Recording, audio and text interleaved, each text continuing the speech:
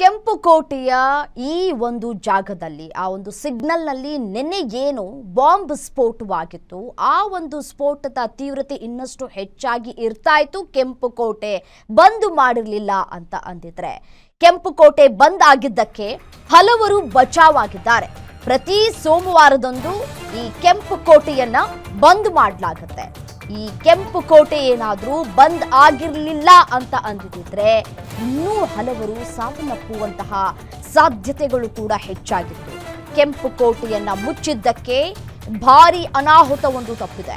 ಪ್ರತಿನಿತ್ಯ ಕೆಂಪುಕೋಟೆಗೆ ನೂರಾರು ಜನರು ಭೇಟಿಯನ್ನ ಕೊಡ್ತಾ ಇದ್ರು. ನಿನ್ನೆ ಕೆಂಪುಕೋಟೆಯನ್ನ ಮುಚ್ಚಿದ್ದಕ್ಕೆ ಹೆಚ್ಚಿನ ಜನರು ಕೂಡ ಇರಲಿಲ್ಲ. ಇಲ್ಲದೆ ಇದ್ದಿದ್ರೆ ಸಾವು ನೋವು ಇನ್ನೂ ಕೂಡ ಹೆಚ್ಚಾಗುವ ಸಂಭವ ಇತ್ತು ಅನ್ನುವಂತಹ ಮಾಹಿತಿ ಸಿಗ್ತಾ ಇದೆ. ಕೆಂಪುಕೋಟೆಯನ್ನ ನೋಡೋದಕ್ಕೆ ನಾನಾ ಭಾಗಗಳಿಂದಲೂ ಕೂಡ ಜನರು ಆಗಮಿಸ್ತಾ ಇರ್ತಾರೆ. ಸೊ ಆ ಒಂದು ಜಾಗವನ್ನ ನೋಡೋದಕ್ಕೆ ಅಂತ ಹೇಳಿ ಹತ್ತಿರದ ಜನರು ಕೂಡ ಕೆಲವರು ನೋಡಿರೋದಿಲ್ಲ.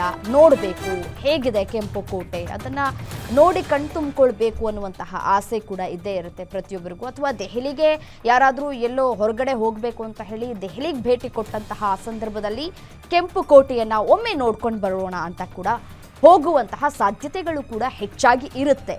ಆದರೆ ನಿನ್ನೆ ರಜೆ ಇದ್ದಂತಹ ಹಿನ್ನೆಲೆಯಲ್ಲಿ ಈ ಬಾಂಬ್ ಸ್ಫೋಟ ಆಗಿರೋದಕ್ಕೆ ಸಾವು ನೋವಿನ ಸಂಖ್ಯೆಯಲ್ಲಿ ಇಳಿಕೆಯಾಗಿದೆ.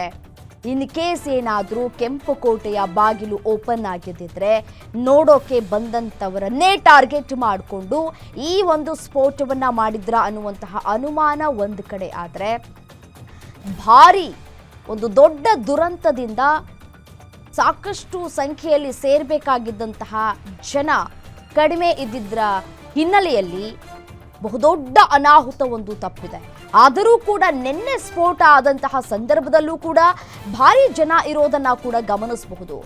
ಯಾರೋ ಒಬ್ರು ಯೂಟ್ಯೂಬರ್ ವಿಡಿಯೋವನ್ನ ಕೂಡ ಮಾಡ್ಕೊಳ್ತಾ ಇದ್ರು. ಆ ಸಂದರ್ಭದಲ್ಲಿ ಆಗ್ಲೂ ಕೂಡ ಸಾಕಷ್ಟು ಜನ ಕೂಡ ಇದ್ರು.